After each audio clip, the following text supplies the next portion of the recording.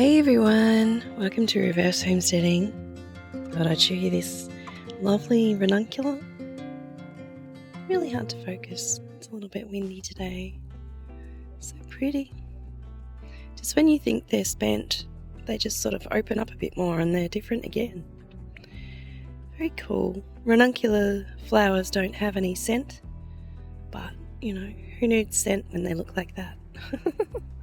So I was thinking that I'll probably put it in with my bulbs here in this little section, as it will die back in summer, well, ish, like these ones will. So that'll be pretty cool. But what I actually wanted to show you today was what I'm going to do down here. I have a Nectarine. I only have one. It's a Sweet Sensations Nectarine, and as you can see, it's in full bloom, so pretty. It is a self-pollinating variety, so a lot of people would just leave that be, but I only have one, and I'm thinking I might just help the odds a little bit and do some hand pollinating. So I'll show you that in just a minute. Now I have already pollinated this one because I didn't want to miss my chance, and I just didn't get it on video. We've had a lot of wind and a lot of rain. I mentioned that in a previous video, and I just didn't want to leave it to chance because I was remembering in the tropics we had a lot of wind and a lot of rain when my corn was tasseling, and I was just thinking, oh, I don't want that to happen with my nectarines. A lot of people would pull all the blossom off the first year that it's planted, but I've decided to do a bit of an experiment, so I thought, well, I'll increase the odds and see what happens. I did point out the ants the first time I showed you these in regard to pollination, and they're still here, so I'm guessing it's already pollinated. But seeing as it's self-pollinating, everything happens within the one flower, but I'll show you that in a minute.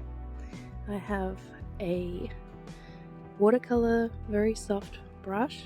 So if you don't have an artist in the house and you don't want to buy one, you can use one of these. Some people call them a Q-tip, and we call them a cotton bud.